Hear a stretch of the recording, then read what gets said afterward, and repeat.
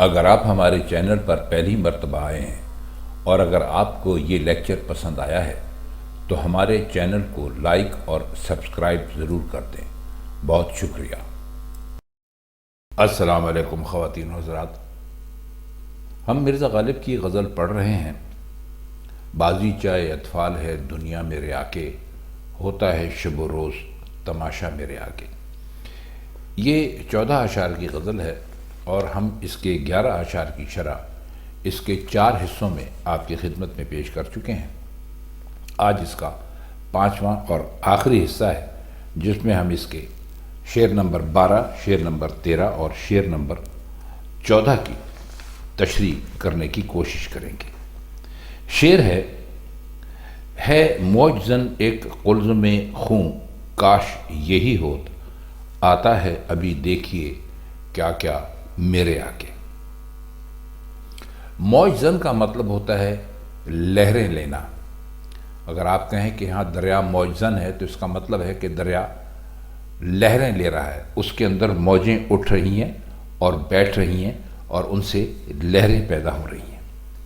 قلزم کا مطلب ہوتا ہے دریا۔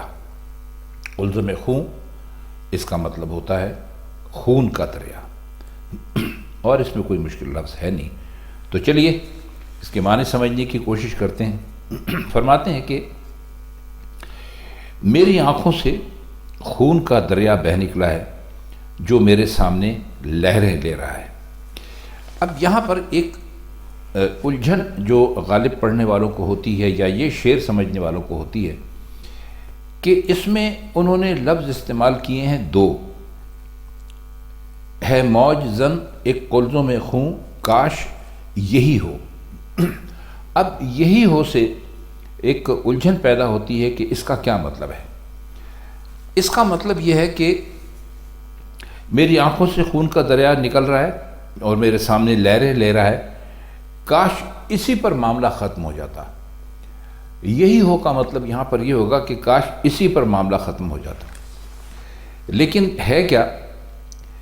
آگے کہتے ہیں کہ آتا ہے ابھی دیکھیے کیا کیا میرے آگے۔ اب یہی ہو کا جو مطلب تھا وہ یہاں واضح ہو گیا کہ کاش ایسا ہی ہوتا، لیکن پھر کہتے ہیں کہ اس پر بات ختم نہیں ہو رہی ہے۔ مجھے تو ایسا لگتا ہے کہ ابھی میرے سامنے پتہ نہیں اور کیا کیا آئے گا۔ اب جب خون کا سمندر آنکھوں سے بہہ رہا ہے تو اس کا مطلب یہ ہے کہ محبوب کی جدائی میں یا جو حسرتیں پوری نہیں ہو سکیں ان حسرتوں میں پورا ہونے کا ان کے کوئی امکان بھی دکھائی نہیں دے رہا ہے۔ پریشانی کا بہت بڑا عالم ہے۔ اس سے زیادہ پریشانی کسی آدمی کے لیے کیا ہوگی کہ اس کی آنکھوں سے خون کا دریا بہہ رہا ہو۔ اب خون کا دریا بہنے کا مطلب واقعتاً یہ نہیں ہوتا کہ کسی آدمی کی آنکھوں سے خون کا دریا ہی پھوٹ نکلے، یا جیسے آپ نے سنا ہوگا شاعر کہتے ہیں کہ میرے رونے سے ایک سیلاب آ گیا۔ مرزا غالب نے کئی جگہ پر اس کو استعمال کیا ہے۔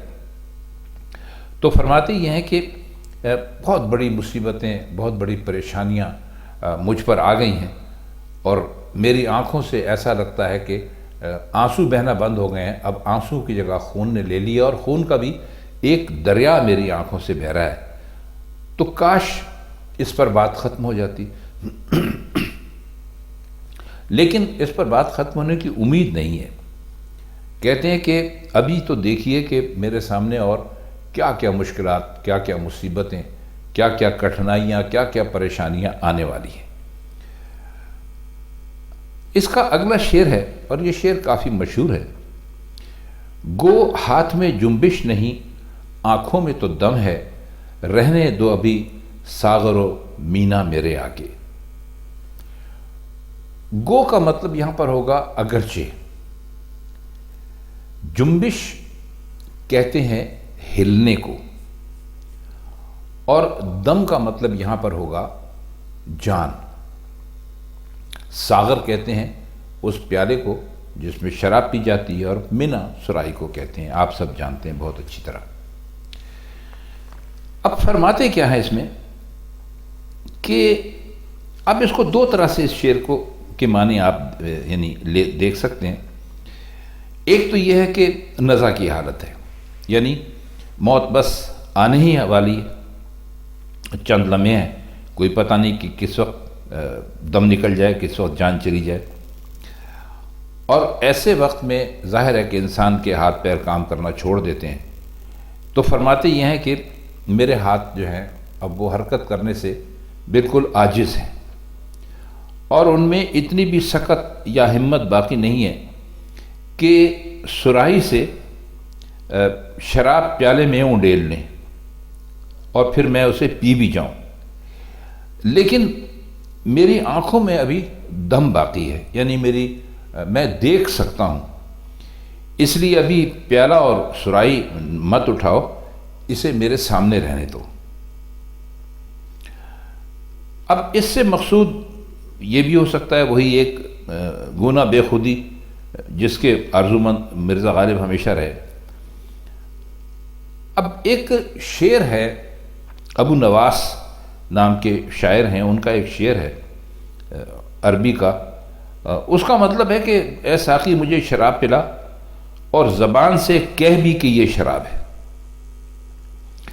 اب اس کے پیچھے کہانی یہ ہے کہ ان شاعر کے مطابق یہ بیان کیا جاتا ہے کہ وہ ایک پرانے زمانے کے اسکول یا مکتب یا مدرسے کے سامنے سے گزرے تو استاد نے ایک طالب علم سے پوچھا کہ یہ بتائیے کہ اس شعر میں ابو نواس نے یہ کیوں کہا ہے کہ زبان سے بھی کہہ کہ یہ شراب ہے؟ تو اس طالب علم نے کہا کہ شراب کا پیالہ ہاتھ میں لے کر اسے جو چھونے کی، انسان کے اندر جو کسی چیز کو جو آپ چھوتے ہیں یا انگریزی میں کہہ لیجیے جو ٹچ کرتے ہیں، اس سے اس کا مزہ آئے گا، اور شراب کو دیکھ کر اس کی جو آنکھیں ہیں وہ لذت حاصل کریں گی، اور جب شراب پیے گا تو اس کے ذائقے سے اچھی طرح واقف ہوگا، اور شراب پیتے وقت جو اس کی ایک خوشبو ہے اس سے لطف حاصل کرے گا۔ اب صرف اس میں ایک طاقت باقی رہ گئی ہے، وہ ہے سننے کی۔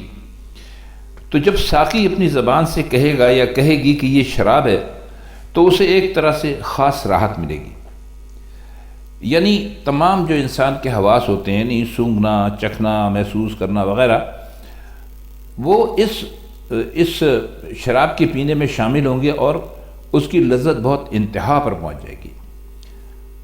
اب یہاں پر ایک بات اور بھی غور کرنے کی ہے، اگر آپ غالب کی زندگی کے بارے میں کچھ جانتے ہیں، ہم یہاں کوشش کرتے ہیں کہ تھوڑا بہت بتلاتے رہیں، تو مرزا غالب بھی زندگی کی اس منزل پر پہنچ گئے تھے کہ جب وہ سوائے تھوڑا بہت دیکھنے کے اور کچھ بھی ان کے پاس باقی نہیں رہا تھا۔ یہ تو آپ جانتے ہیں کہ آخر عمر میں ان کا کیا حال ہو گیا تھا، کان تو ان کے بالکل ہی ختم ہو گئے تھے، سن تو سکتے ہی نہیں تھے، چلنے پھرنے سے بھی بڑے معذور تھے، بڑے عاجز تھے، کوئی انہیں اٹھا کر ایک کمرے میں لے جاتا تھا، پھر اس کمرے سے دوسری جگہ صحن میں لے کر آتا تھا، وہ لمبی کہانی ہے، کبھی ہم آپ کی خدمت میں پیش کریں گے۔ تو ان کے پاس بھی کوئی اور قوت باقی نہیں رہی تھی سوائے دیکھنے کے، تو وہ بھی چاہتے تھے کہ بھئی جب تک یہ دیکھنے کی قوت ہے تو شراب کو دیکھنے سے جتنی لذت یا تسکین ہو سکتی ہے وہ مجھے ہوتی رہے۔ اب خواتین و حضرات، اس بات کو صحیح طریقے سے سمجھنے کے لیے